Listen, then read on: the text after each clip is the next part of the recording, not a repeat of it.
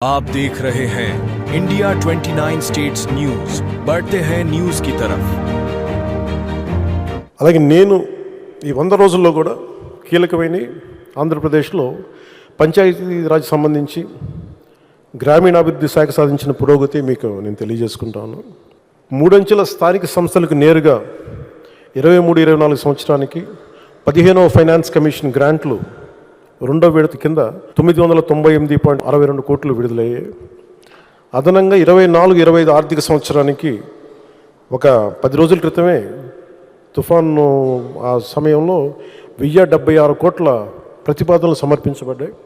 ఇందాక వస్తుంటేనే మెసేజ్ వచ్చింది, అది కూడా ఆమోదం పొందింది, ఈరోజు శాంక్షన్ కూడా అయింది. మీరు గుర్తుపెట్టుకోవాల్సిన 70% పంచాయతీలు వైసీపీపై గెలిచిన పంచాయతీలు. అందులో ఎన్నికలు జరగలేదనుకున్నది వేరే విషయం.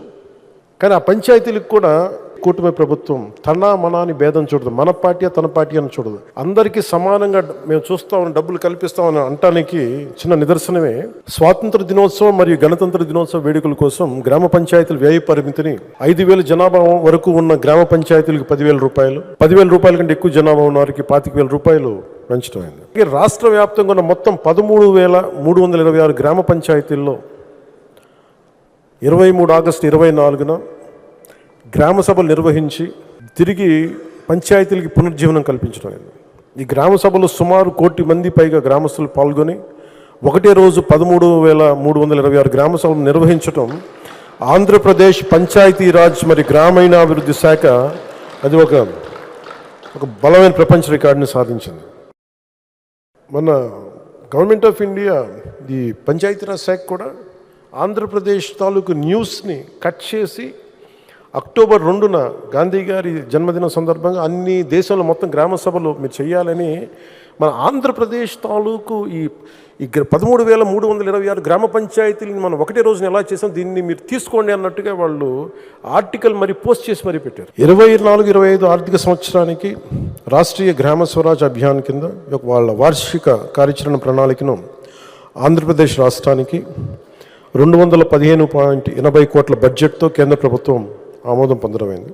తద్వారా ఆంధ్రప్రదేశ్లో సుమారు 1,00,000కు పైగా స్థానిక సంస్థలకు, ప్రతినిధులకు, ఉద్యోగులకు శిక్షణా కార్యక్రమాలు నిర్వహించడం జరుగుతుంది. గ్రామ పంచాయతీలకు ఆదాయ వనరులు అభివృద్ధి చేయడం కొరకు వినూత్న కార్యకలాపాలకై ప్రత్యేక దృష్టి సారించడం, తద్వారా ఆర్థికంగా స్వయం సమృద్ధి పొందేలా ఆర్జీఎస్ఏ ప్రణాళికని రూపొందించాం. రాష్ట్ర ప్రతిపాదన 40 కోట్లను సిఇసి ఆమోదించింది. 500 కంప్యూటర్లు, ఉపకరణాలు కొనుగోలు చేయటం, రాష్ట్ర స్థాయిలో ఒక స్టూడియోని ఏర్పాటు చేయటం, మరి జిల్లా లెర్నింగ్ ఫెసిలిటీని కూడా ఏర్పాటు చేయటం వంటి రాష్ట్ర ప్రతిపాదనలను మన నరేంద్ర మోదీ గారి నాయకత్వంలో కేంద్ర ప్రభుత్వం ఆమోదించింది. అలాగే ఉపాధి హామీ పథకంతో మే 20వ తేదీ నుండి పెండింగ్లో ఉన్న కూలీల వేతనాలను గత ప్రభుత్వం ఇవ్వకపోతే వాళ్ళ పెండింగ్లో ఉంచిన వేతనాలని 2,081 కోట్ల రూపాయలని వెంటనే ఈ ఉపాధి హామీ పథకం కోసం కూలీల వేతనాలు చెల్లించడం అయింది. స్థానిక సంస్థలకి, పంచాయతీ సంస్థలకి అసలు డబ్బులు లేవు. అధికారులు యంత్రాంగాన్ని రివ్యూ మీటింగ్స్లో చేస్తున్నప్పుడు అడిగితే డబ్బులు రావాలి, ఏం చేయాలో తెలియట్లేదు అనే స్థాయి నుంచి ఆయనకి నేను ఒకసారి నేను తెలియజేసుకున్నాను, ఇట్లా డబ్బులు కొంచెం ఒక రోజు సమయం ఇవ్వండి అని చెప్పి స్థానిక సంస్థలకి ఆయన 1,452 కోట్లు ఇచ్చి నిర్జీవం అయిపోతున్న పంచాయతీలకి, నీరసపడిపోతున్న పంచాయతీలకి తిరిగి ప్రాణం పోశారు చంద్రబాబు గారు 1,452 కోట్ల రూపాయలు ఇచ్చి.